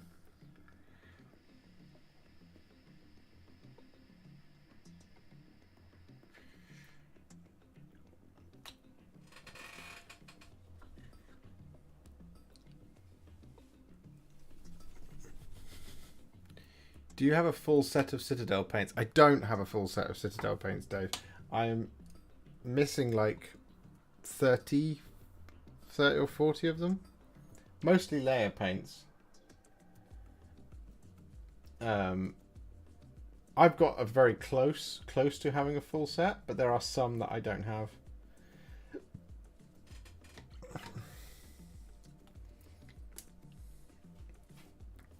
Right, I am now going to use a bit of Canoptek alloy here.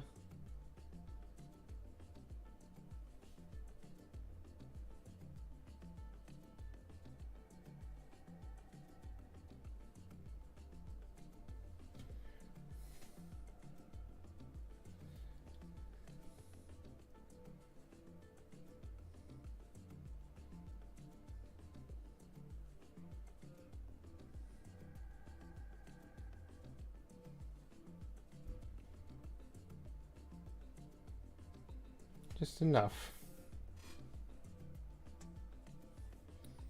for it to have some little light points in it.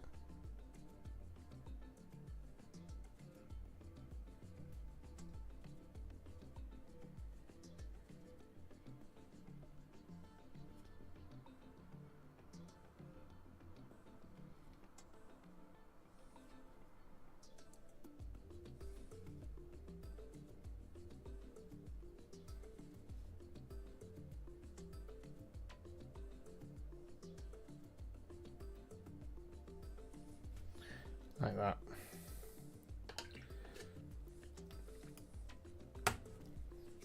So all that's left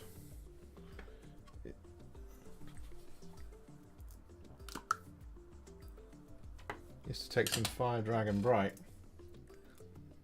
I mean, we can see what this looks like on an edge.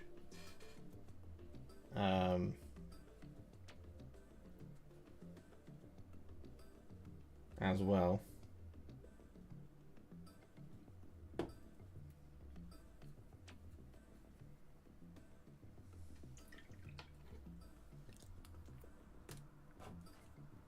Should we just quickly have a look, see if it looks any good?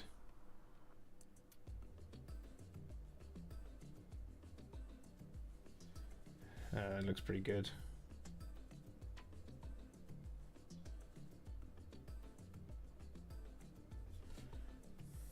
Yeah, it's not doing anything that the Cadian Fleshtone hasn't already done.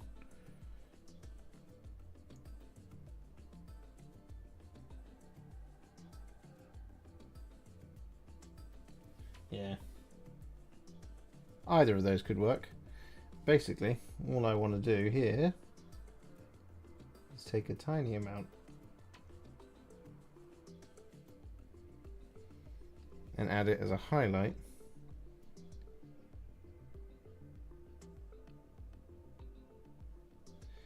to the underside of the lens, like that. Job's a good one. Hey man, it's NASA from Qatar. Good to see you. Hello NASA, hope you're well. Coming over this July, hope to see you. Oh, that would be awesome. Let me know dates in July, because July is not busy yet. I might be able to make my way over to London to see you. That would be awesome. So, here we have it then. I know you didn't get to see this on the stream tonight, but these are the next two Eldar tutorials. Fire Dragons and Warp Spiders. And you've seen how I've done the Fire Dragons. Warp Spiders we shall do at another time. But it is now 22:11.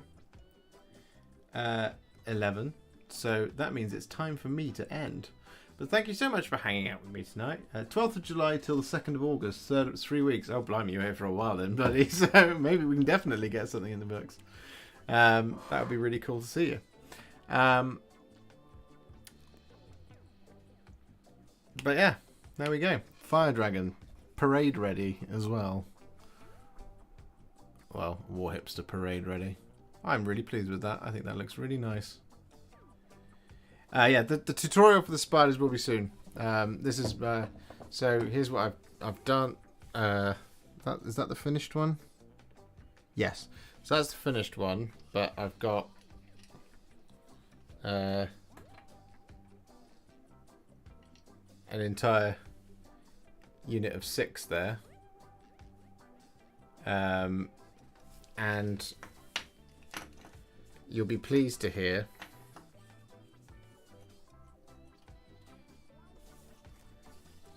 that I have 6 more.